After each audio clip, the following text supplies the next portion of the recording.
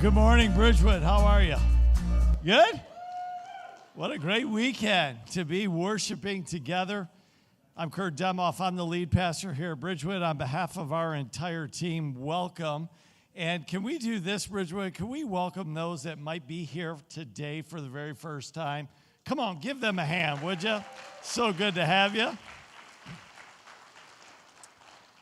And we've got a Connect card right in the seat back in front of you. Nobody's forcing you to fill it out, but if you want to connect, it would be a great way to do it. I saw a lot of people doing that at our 9 a.m. experience. You can drop them right in the offering boxes that are by the door. That is for your offering or for those Connect cards. We can answer a question, point you in a direction, let you know what we offer here as a church. We'd love to be able to do that. And then I'm going to be hanging out with some of our team out in the lobby area right by the front door, the orange welcome banners. Stop on by. I think I figured out how to get people to stop because you guys just walk right by. I do the same thing, like when I go somewhere and I think somebody's trying to sell me something or they're handing out brochures. I made the mistake on Friday of going to Costco before lunch. Bad mistake. I figured if I have food out there, food samples, you're going to come up. Because, they had the best samples out on Friday, and I would, go up to it and I'd eat one. And then I have figured out how to do it. I don't know if you have, but, if you want to go back for seconds and thirds, and you don't want to be awkward, go back, and they're like, hey, weren't you just here? You wait until a group of people goes to the table, and then you just go with them. And so, one station, I think I hit 4 times. The crispy tacos. I did buy them, and we did eat them last night in that football game, whatever that was. So maybe if we do that, you'll stop by and give us a chance to welcome you. We promise it's safe, and we just love to welcome you and say hi to you. So real quick, before we dive into part 7, let me just highlight, listen, did you not love being in an atmosphere of worship like this? It is so powerful. Our worship team is so amazing. Pastor Keegan and Pastor Blake. So tonight, we're doing our worship night, but we're doing it for the very first time ever with Pontiac Church at the Flagstar Strand Theater in Pontiac. It is going to be amazing. I know Pastor Dustin and Colette would love for you to come over and see where they're having church, and our bands are getting together, and we are having a combined worship night tonight. And if you're like me, I love to show up at those. I love to bring a notepad and just let God speak to me. I'm a pacer. I just wander around and worship the Lord and pray, and it's just going to be great. So 6 o'clock, not going to be long, right at the Strand. That's right downtown, everybody. Our parking team, they'll give you directions on where to park. You can park right down there. If not, they have some auxiliary lots, and we're going to be down there. So that's going to be great. And then right after this experience is over, we've been sharing with you for the last several weeks now how we can practically meet the needs of people right here in our own community. And so is a ministry that we're releasing that helps us to find needs that are right here in our backyard. I'm not talking about far away. We do a lot globally around the world, but people are like, I'd really like to get involved in something right here. And when people respond through Care Portal, they might be foster families. They might be families that are in high need or whatever. They will contact Care Portal. They then release to us as a church. We say, hey, we want 5-mile radius of our campus here. And when those needs come in, then they alert us and say, okay, hey, here's a practical need that just came in. We vetted it. It's a real need. You don't have to worry about that. We just need someone to go minister to them. So we're just going to show you.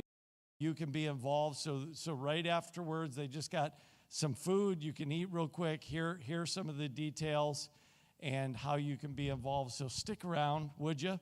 It'll be right here in the auditorium once everybody clears out. And then we're just going to believe that God's going to do great things going forward, okay? So thank you for your generosity. Your giving is making a difference. We're wrapping up several projects that we've been working on throughout the year because of your faithfulness. Can I just tell you, the last quarter of the year is usually our strongest. It's where we are able to make up some room, maybe during the summer or other times, and we just rely so much on finishing the year as strong as we can. We're on pace to finish strong this year, and you guys know that we're taking some huge steps of faith as a church that are costing us a lot of money. Let's just be honest. Everything costs a lot of money now. And we're trying the best we can to manage the resources that we have as a church and to use it for maximum impact. And it's all because of your faithfulness that allows us to do that. So as you give today, most people give online. You can give here. The giving boxes are back there. Know that you're making a difference. I told the 9 a.m. experience. I went out to the mailbox, got the mail yesterday. I was walking up the driveway, and I had a retirement, a slip that comes in, statement. They tell you how much your retirement fund made, like over the last quarter. And I looked at it, and it was depressing, everybody. Like, I could collect returnable bottles and make more money than having your money in, the system today. The world's so crazy right now. It's so up and down. It's so uncertain and unstable. Is that even going to be there 5 years from now? All of those questions are going through my mind as I'm walking up the driveway. And then I'm just reminded, when you put God first, it is the best investment that you can make. Because what God has blessed my wife and I, 35 years of marriage and putting God first in our finances, is nothing compared to that little piece of paper that says, hey, you're going to get this. God goes far above and beyond that and has made a way. And I'm thankful for it. And so thank you so much for your giving and your generosity. So here we go, part 7. We are doing something today. It was so good, everybody, at 9 o'clock. You're in for it today. It was so good. So our campus directors are swapping today. So Brandon Heilig, our Clarkson campus director, spoke at our Goodrich campus. And our Goodrich campus director, Paul Japak, is speaking here today. I would say Paul probably doesn't know 90% of you because he's been at the other campus now for a few years. He came back, he's like, I don't know anybody here anymore. If you do not know this family, you are missing out on one of the best families in the world. They are the best of the best. God is using Paul in an incredible way, and it was so good this morning. So I can't wait. So right after this bumper video, would you show them that the Clarkson campus loves and appreciates? We're one church, everybody. Our leadership team that is there at this campus, and I want you to give them the biggest applause you can, okay? So here we go, part 7 of the Exodus.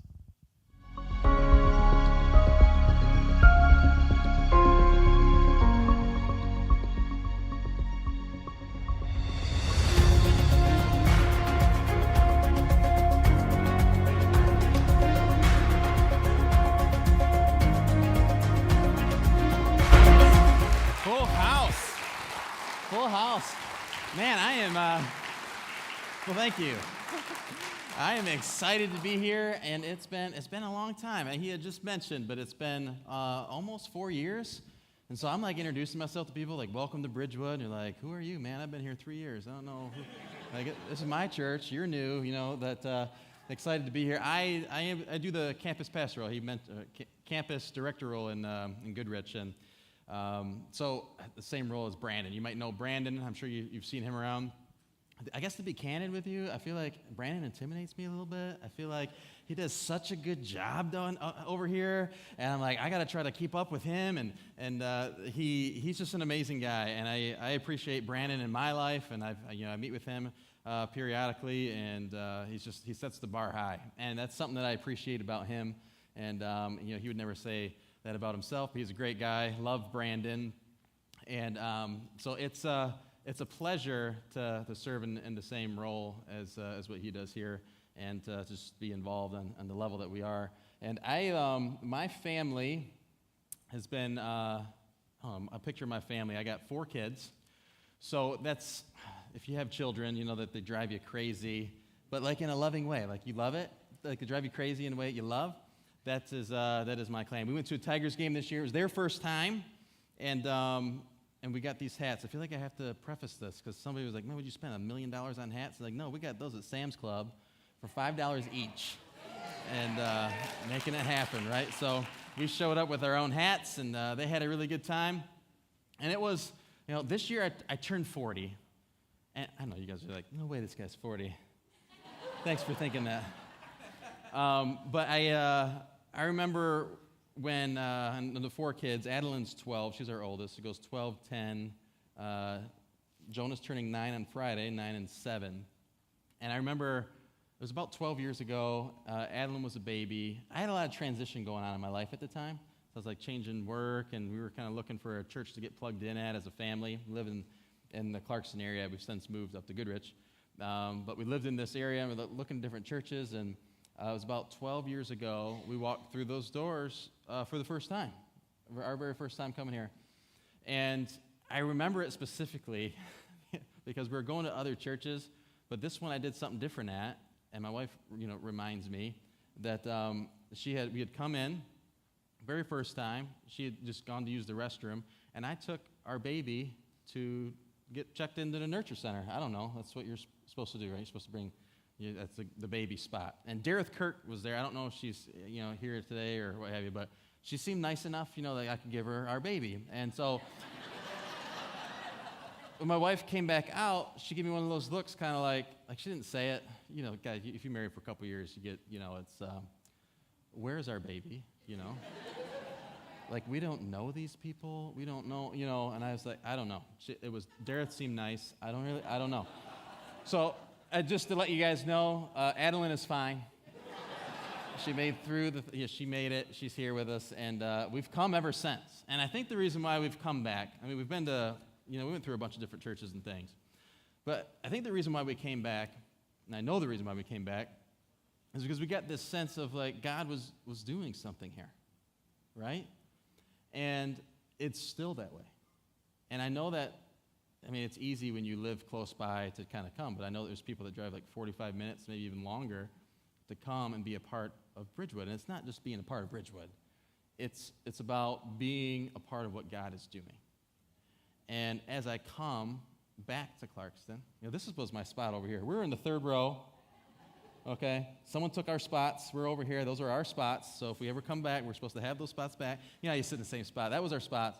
And just knowing that God is still working here, God's still moving here, and it's been a journey. I super appreciate Bridgewood, the opportunities that I get to speak, and that I've been growing personally. My family's growing, not just I guess physically and numbers, but we're growing spiritually, and it's just been awesome. Super appreciate Bridgewood. So if you're new, you're in the right spot. All right, this is where you need to be. God is moving and God is working. And so we're in Exodus, part 47 or something like that.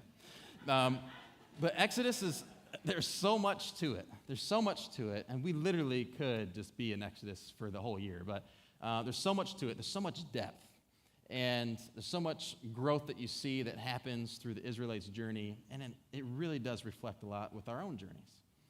And so we're going to be in, if you have your Bibles, you want to open them up. If you don't have one, not a big deal, be on the screen. But we're going to be in chapters 15 and 16 most of this morning. And I cheat a little bit. We go to Numbers. But mainly Exodus. But if you remember, just sort of recapping what Israel has gone through already, they've seen so much. They've seen God work and do so much at this point. And they had the 10 plagues that got them out of Egypt. Hundreds of years they were in bondage, they were in slavery, they were going through so much negative thing. They were in a rough spot, and they cried out to God, and God rescued them. And the 10th plague is my favorite because it's the one that Jesus references it to himself, where the 10th plague was the plague of death. That death is what finally did it for the Egyptians to let God's people go. Death came on everybody except those who God instructed to sacrifice a lamb. And they sacrificed the lamb. They put the blood on their doorposts. And when death came, death passed over those houses. Death passed over the Israelites. And so they were rescued by death, but they were also rescued from death by the blood of the lamb. And they celebrated that every year since then for millennia. They've been celebrating it because God had set them free. He had set them free. And then when Jesus came, his last meal was actually the meal where they were celebrating that very thing. And he said, when you do this, when you do what? When you are celebrating that Passover, when you're celebrating being rescued from slavery and bondage, when you celebrate that by death and saved by the blood of the lambs, when you do that in remembrance of me. And that's what we have. We are like the Israelites, like we have been saved from the bondage of sin and slavery that comes along with that we have been rescued, and something that we couldn't do ourselves. And they witnessed that, and it wasn't that long after where they start seeing all these other miracles that God is doing. God provided for them by allowing them to plunder the Egyptians when they left.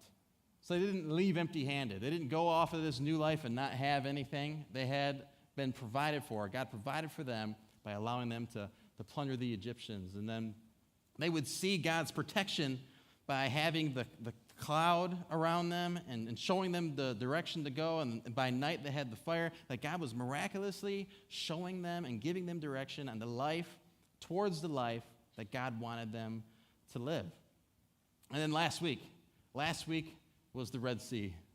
They had gone, they were being chased by the Egyptian army, and they had gotten to the Red Sea. God parted that in a miraculous way. They walked through dry land. The waters came crashing back down, destroyed their enemy, and then they were off towards the promised land. God has this promised land. He's like, I have a better life for you. I have something for you. And he rescued them from slavery to go pursue that. And as I've studied this, and I did some work with Pastor Kurt and Brandon as we were both getting into that today, and we're just like, man, this is a strong section of Scripture that reminds us that we can't go back. That we're called to move forward. That God has something else for us than what this world has to offer. And that he's rescued us for something, and to not turn back towards that. And there's this struggle that the Israelites have, this whole journey that you can read and learn and grow in. But I want to touch base on a verse that Pastor Kurt read last week, and that's in chapter 13. And that's, if you remember, there was a shorter way. There was a shorter way than going through the Red Sea. There's basically like a road. Like, why wouldn't we go down the road, Like, there's a road, let's go down that. Well, if you remember, it says, when Pharaoh let the people go, God did not lead them on the road through the Philistine country, though that was shorter. For God said, if they face war, they might change their minds and return to Egypt. God was trying to protect them from themselves. He didn't want them to go back. Like, why would they ever want to go back anyways? Why would you ever want to go back? They had cried out to the Lord to rescue them. He does. Why would you ever want to go back? God knew that would be an issue for them. Because as I'm reading this, I'm like, God can do anything. Like, why wouldn't he just let them go down the road? Like, I don't know if the Philistine army would have been that big of a deal. Like, literally, God can just, poof, gone. They're all dead, and they just walk by. Not a problem, right? Because we serve a God who is all-powerful and can do those things. But to protect them from themselves, this is sort of my own thinking when I'm reading through this, is that this is almost like, in my opinion, God's way of burning the ships. You're familiar with that term? Where God gave them a way when there was no way. We're going to separate this Red Sea. You're going to walk across, and that's it. Now if they want to go back, they got to swim. I don't know. He's not going to separate it again so they can go back. So I think God is really setting them up. He's like, I know this is going to be an issue for you, and I know this is going to be hard. And I know there's going to be times where you're going to want to go back. And I'm not going to make that easy. I'm not going to make that even really doable the way that we came. And I love that he did that for them, that he loved them enough to know where they were at and to know the struggles that they were going to have and burn the ships and made it so I think that the Red Sea protected them from being able to go back. In Exodus 15:22, it says, "Then Moses led the people of Israel away from the Red Sea, and they moved out into the desert of Shur." Now, the whole beginning of chapter 15 is this song. They were so amped that God had rescued them that they wrote a song about it, and how awesome God is, how great he is, how he took care of their enemies, how he freed them, and that he's just an amazing, awesome, powerful God. So they have this ultimate high and excitement. And then we're here, they're in the desert, traveling for 3 days, and they have no water. No water. I had the opportunity to work for it's called His to Overcome Ministries. It's an outdoor ministry that was really geared for men to take them out of like their everyday life and to go experience God's creation and sort of get away from the busyness in life and then be able to take that time and focus on your relationship with the Lord. And so I was still in college even at the time, but I had this internship with them, and I did all this fun stuff. Like we did all these hiking trips, whitewater rafting. I've been in the Grand Canyon multiple times, just lots of cool things that I got to do. And part of that, because I led some of these trips, was I got to do first aid training, but wilderness first aid training. Didn't know there was such a thing. I got certified in whatever that is. I think it's made up. But it's through that you kind of learn like the 4 main things that you really need to survive, right? The biggest one is air, right? We all know that. You need to breathe.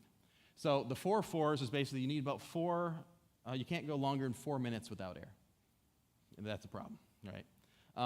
But you also can't go 4 hours without shelter, and that's really more of an extreme circumstances. If you're in a blizzard or what have you, normally you can kind of, your body can withstand a lot for about 4 hours before you just need to get back into an environment where you can recoup.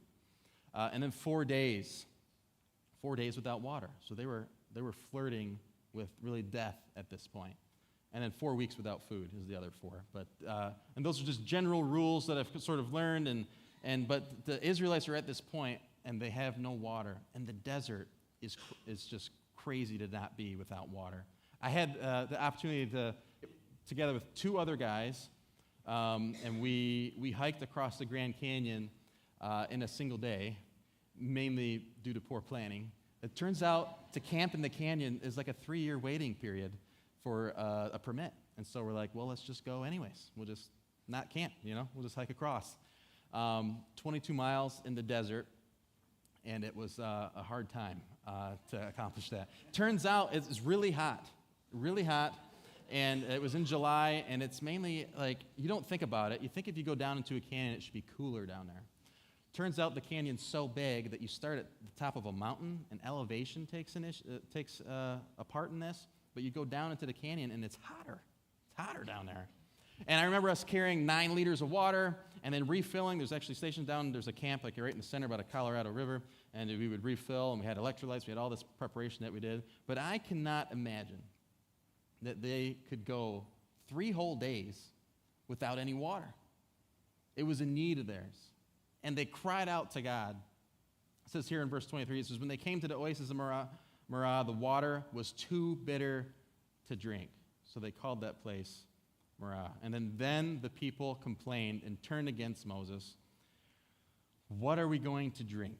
They demanded. They had this huge emotional roller coaster. We're singing songs just 3 days ago.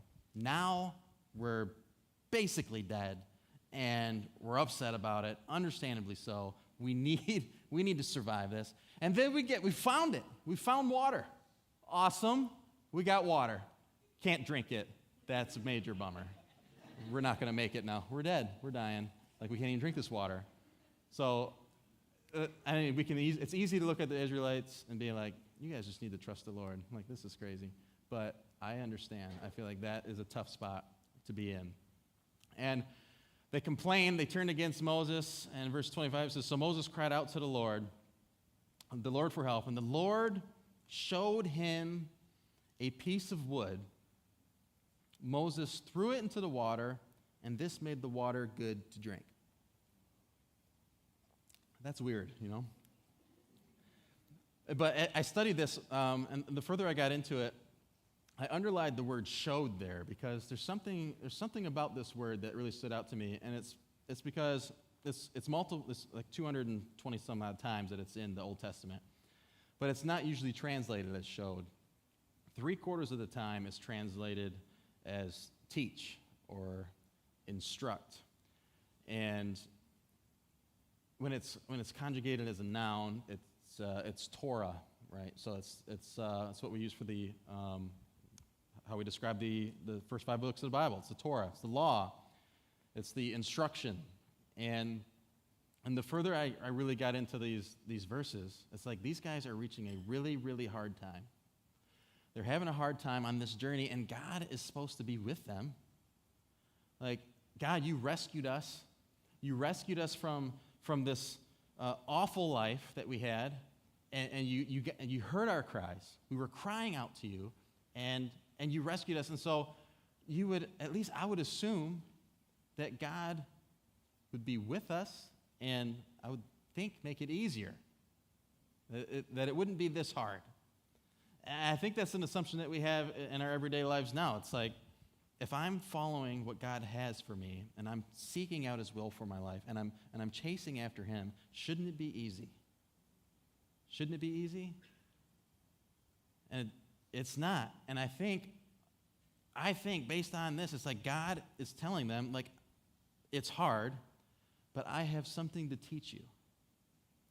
And sometimes there's situations in our life where it's like, it's there, and God is with us, and it's a teaching time for us. When I know naturally we just want to avoid those teaching times. But it's during these hard times that we can really learn something, or God can really use these times to show us something. In Exodus 15:26, it says this. It said, if you listen, this is immediately after the water becomes drinkable.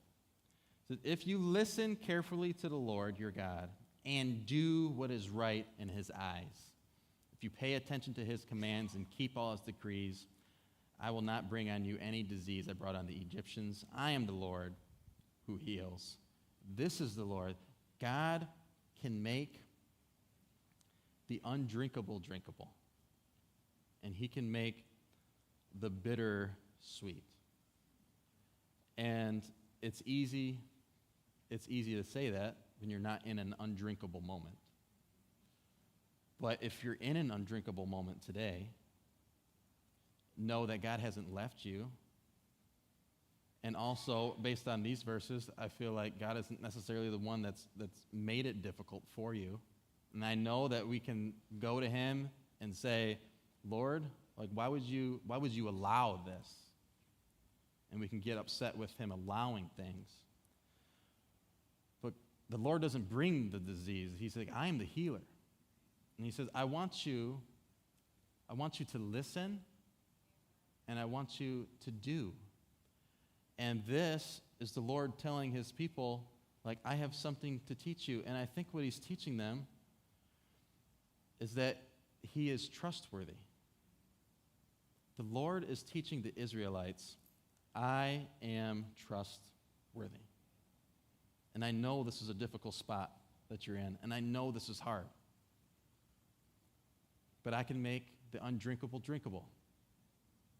So when we're looking at this as, I don't want these Israelites to go back just as much as I don't want to go back. I don't want to go back to the life before Him rescuing me. So don't go back when the journey gets hard. Don't go back when the journey gets hard. Because during that panic is when we are like, man, I remember what it was like before. I don't remember not having any water to drink. Like, you start looking at your situation and your life, and you just want to go back to the way that it was. I want to go back to where it was easier, or seemed easier. But going back is not the answer. God has rescued you from a life of sin, and He wants you to live a life that glorifies Him, and He's got something for you to do, so don't turn back. and don't turn back when it gets hard. I think that's probably the easiest time to want to go back. And there's this backwards thinking that can happen when you're in these situations. And I think he wanted the Israelites to start thinking in a different way, because you can start thinking, God, how could you do this? And I think forward thinking, where God wants us to be at, is instead of saying, God, how could you do this? God, help me through this. And even though the situation's the same, it may seem undrinkable or is undrinkable, God can make it drinkable. In Romans 8:28, you may be familiar with this verse. When things get hard and things aren't going how you would seem them to go, it says this, and we know that in all things, God works for the good of those who love him, who have been called according to his purpose. It's even these hard times that God can use to teach you, but he can also use to further his glory, that he can use to strengthen you, and to not, this is not the time. This is not the time to turn back. It's not the time to turn back.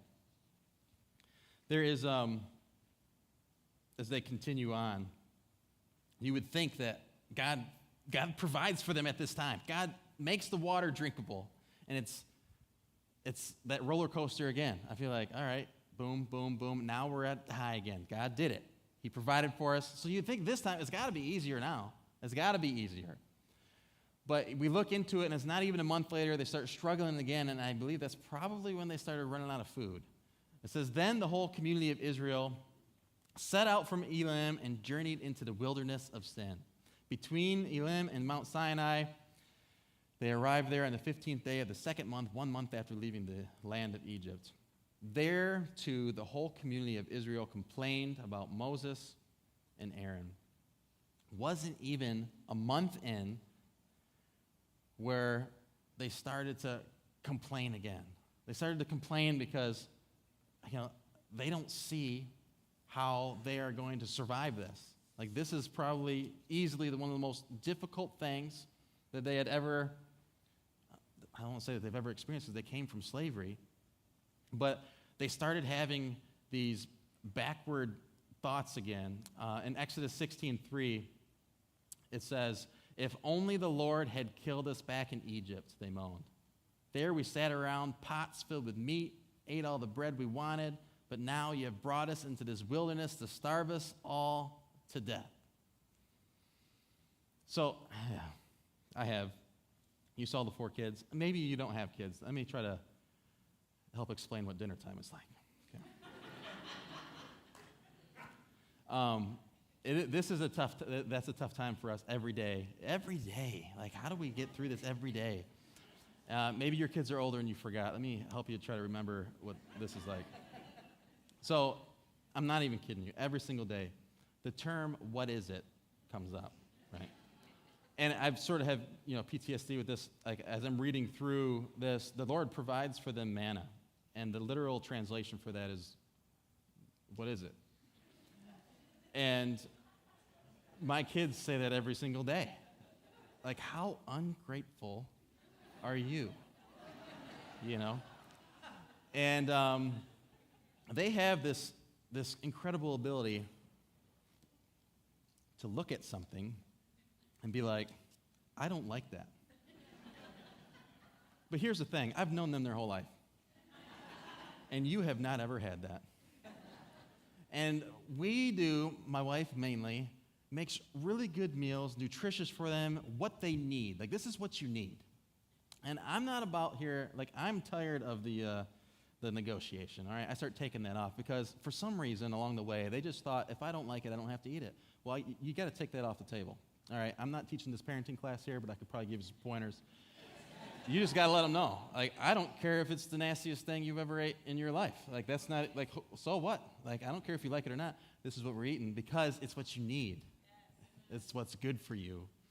And I'm not much of a fisherman. My neighbor is, and he has a pond, and it's stocked, and he wanted to invite my kids over to go fishing. Super appreciate that. And I think I don't like fishing because I don't like fish. And I heard somebody tell me, like, that doesn't matter. You can still like fishing. I'm like, I'm telling you right now, if you could catch filet mignon, I would be the best fisherman. So I know you think it doesn't matter. I'm telling you it does. So I don't like it. I don't fish. But I think it's cool that my boys want to learn, and my neighbors, like, he's got a stockpile, he wanted to show. So he was excited, because his kids are growing out of the house, and so he had all the fishing poles set out, and we go over there, and he's got the worms, it's the bait, and he takes the things off the hooks, the barbs part, so that he wants to protect his fish. He's got a stock pond. He likes it that way. His name's Jesse. He's one of our board members, actually, by the way. So love Jesse and his family. And we're there, and I remember it was even after dinner at this point. We are there, and we're getting like the hooks ready. And Jonah, I see him sort of at the corner of my eye. When you're a parent, you guys don't know any of this, but some of you guys know this. You have like an extra eyeball or something. Like I could see Jonah over here, and he's got a worm in his hand. And I know what he's about to do, and I'm like, there's no way this kid's doing this. But you can see the gears turn in his head. He's like, why would a fish want to eat a worm, Like, that doesn't make, like, we're not putting Twinkies or anything like that on it. We're putting a worm. He's like, worms, or like, fish eat this? I see his gears turn. I know exactly what's going on in his head. And then I see him to proceed to take this worm. And he sticks out his tongue, I'm like, Jonah, what are you doing? And he like threw it, like he totally got caught. Like I didn't think anybody was watching. Like, what happened, man? We were just at the kitchen table, and you had this ability to look at something and say, I won't like it. And then we come out here, and that's completely gone. You're like, maybe I'll like it. How am I supposed to know unless I try it?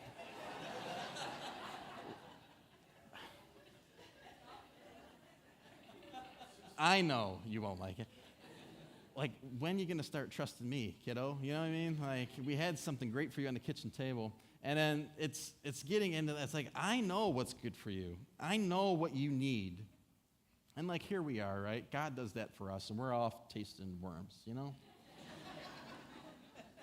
It's like, the Lord's like, I have this life for you that I want you to live, and I want to lead you and guide you towards it, and it's amazing. It's an amazing life. Yet here we are debating on whether I really want to take what God has given me.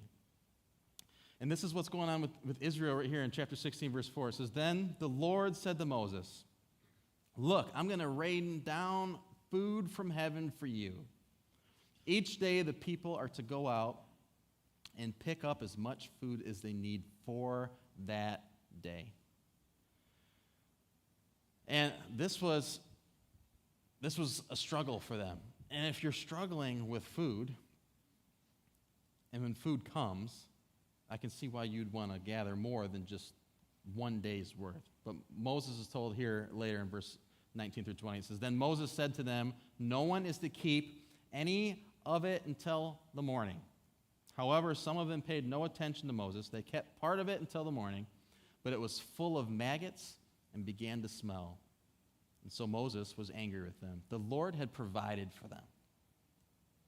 The Lord had provided for what they needed, and then they were only supposed to take that day's worth. And it's because the Lord was going to provide again tomorrow.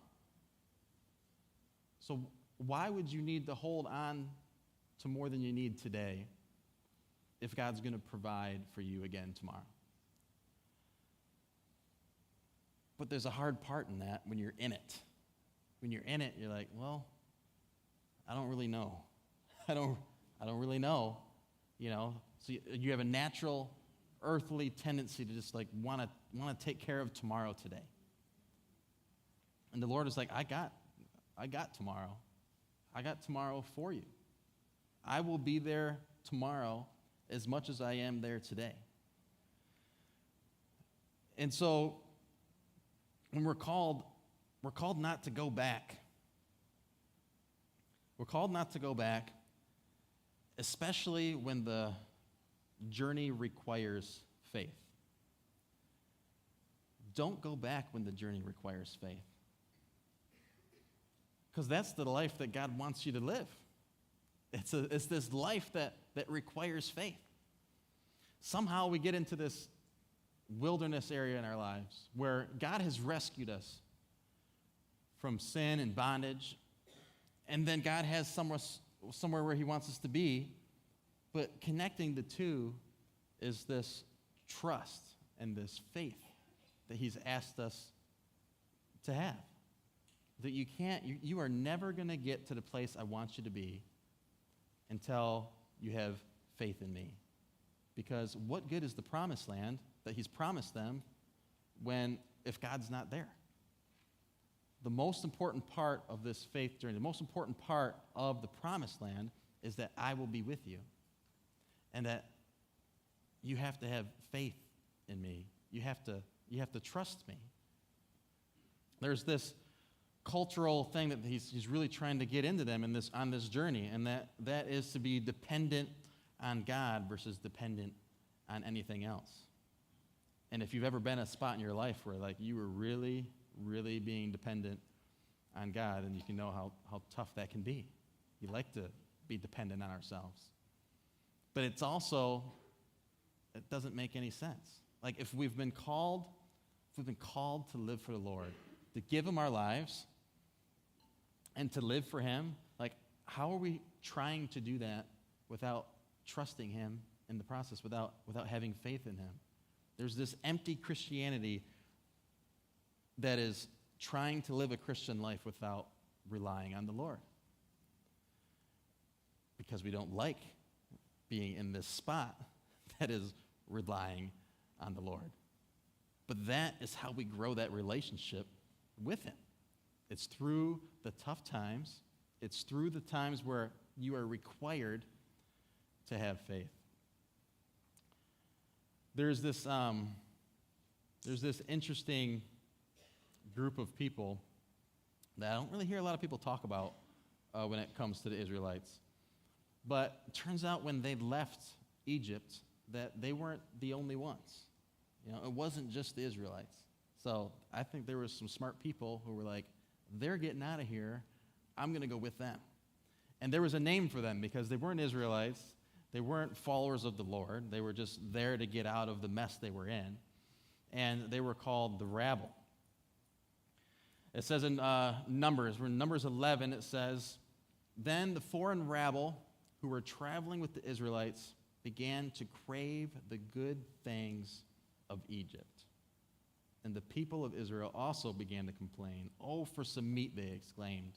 'We remember the fish we used to eat for free in Egypt, and we had all the cucumbers, melons, leeks, onions, and garlics we wanted. But now our appetites are gone, for all we see is this manna.'" They began to crave the good things of the life that they had before God had rescued them. They wanted that life back. They were remembering the things that really weren't even that important.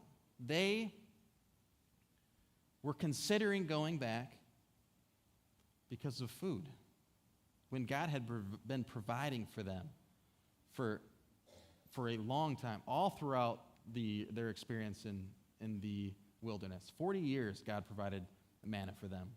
God provided every single day what they needed.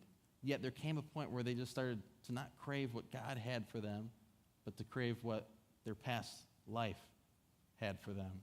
And it's these group of people, the rabble, that started to try to really convince them, hey, wasn't that awesome? Wasn't that awesome back when we had it this way? That was great. And they're like, yeah, that's good. I for a long time was part of I've kind of done a lot of things in my life. I had a lot of jobs and a lot of different things. About a decade of my life, I was in financial services industry and just doing a lot of things, worked a lot of places, met a lot of great people. But it's really something that was kind of a rude awakening for me throughout that was, especially when I was at a really big firm, is that we had all this training, but all this training was in sales. And I was like, shouldn't I be learning how to invest money or something here, because that's what we do here. And it turns out almost all the training was in sales. And I remember even going to a different firm after that. I was in a position where we were managing hundreds of millions of dollars of client money, and we would have people come in representing like mutual funds and investment strategies, and they would try to pitch the advisor, right? Because they want us, the advisor, to use their strategies or sort of pitch it to their clients. And I remember specifically there's one gentleman who did this presentation in front of, there was probably about 12 advisors, and they brought food, so that was good. Appreciated that. But you could tell like he was really selling this thing, And you sort of get a good, I usually say sniffer, like you can kind of sniff out, like sometimes you don't always know what's going on, but you're like, something ain't right here, and I consider that the sniffing sense, because you guys, even if you totally don't understand the industry, you can sit down with somebody and you're like, this guy ain't right, like I don't know what it is, just something doesn't smell right. And so this guy sort of had that reek about him, but he was telling, and it was a really good sales pitch. And I remember us really inquiring about, like, all right, this strategy is supposed to do well during this time, and so how has it been doing? And sort of skating around it, like we're smarter than it. Like, okay, dude, just tell us what's the performance been like here as of late. Not good. Not good at all. And so I'll never forget the guy next to me is like, yeah, why let a few facts get in the way of a good story? You know what I mean? And sort of like, made fun of it, but also like, yeah, we're not using you, man. Like, like he's really selling it. We're selling it. And I think that there's going to be people that are in our lives that are really going to be selling what the world has to offer. And you got to sniff that out. You got to sniff it out because you can't go back. You can't go back after the Lord has rescued you to go back to what the world has to offer. Like, they're talking about food here, but don't you remember that you were stuck in slavery? Like, they would beat and they would whip you. They would kill your children. Like, you cried out to the Lord for hundreds of years, and you were rescued. And now you're considering going back because they're pitching you some food? Like, that's going to be the world around us, and you got to watch out for the rabble. You have to watch out for the people who are sort of along for the journey, who may be sort of pitching things to you like, hey, I don't know, I don't really want to think we should be doing that. And like, look at how awesome this is over here. So to watch out and not be influenced, to turn away from the direction God has for you, to turning back to where you came from. So I want to say that you don't want to go back when the world seems to offer more. Don't go back. Because it's not true. It's not better. Now, preparing for this message, we knew that we were going to talk about going back. I'm like, of course. Like, we don't want to go back to like this sinful life that we had before the Lord. But the Israelites, you know what? They don't ever go back. They don't go back to Egypt. And if you read through Deuteronomy, at the beginning of Deuteronomy, that's the first couple verses, talks about how the trip from Egypt to the Promised Land was about an 11-day trip, less than 2 weeks. But the Israelites were in the desert wandering for 40 years. And when they do get to the Promised Land, they don't go in. This is something that happens in Numbers 14. It says, then the whole community began weeping aloud. They found out it was actually going to be really hard to get into the Promised Land and that there were people already there. And they cried all night, and their voices rose in a great chorus of protest against Moses and Aaron. Said, if only we had died in Egypt or even here in the wilderness. They complained, why is the Lord taking us to this country only to have us die in battle? Our wives and our little ones will be carried off as plunder. Wouldn't it be better for us to return to Egypt? Then they plotted amongst themselves, let's choose a new leader and go back to Egypt. And it hit me as I'm reading through this. I'm like, man, they never physically went back to Egypt, but they never make it to the life that God had for them. They never made it because they had already gone back.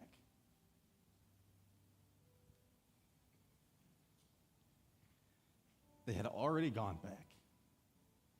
They were in the desert, and they had gone back by not trusting him.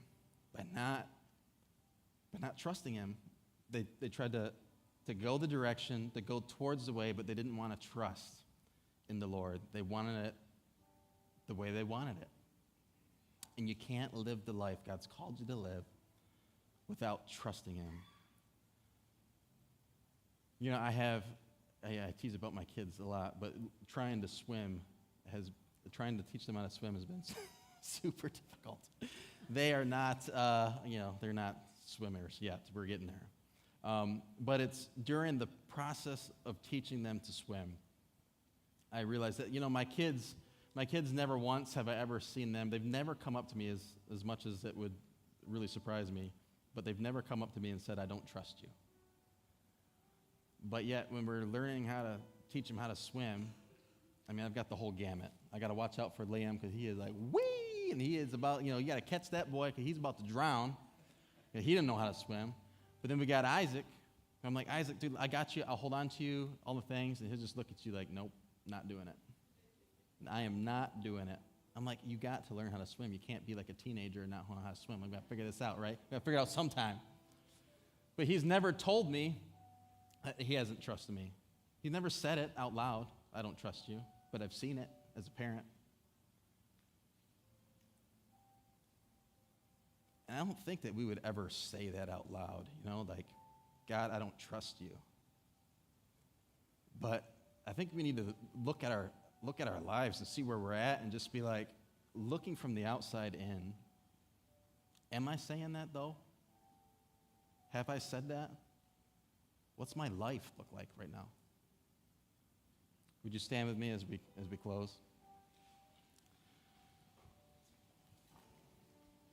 Maybe you haven't gone back physically all the way back to the life before the Lord. That would be a really bad decision. God has something better for you. Maybe you've never even left Egypt and you're new. Can I tell you, if you're new here, that if you cry out to him, he'll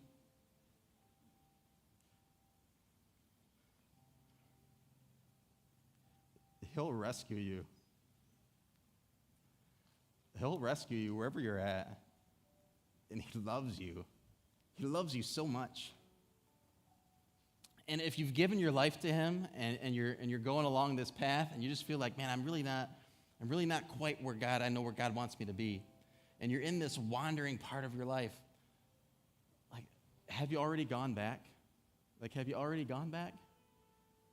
Like, where are you at in your trust journey with the Lord? Because he is trustworthy.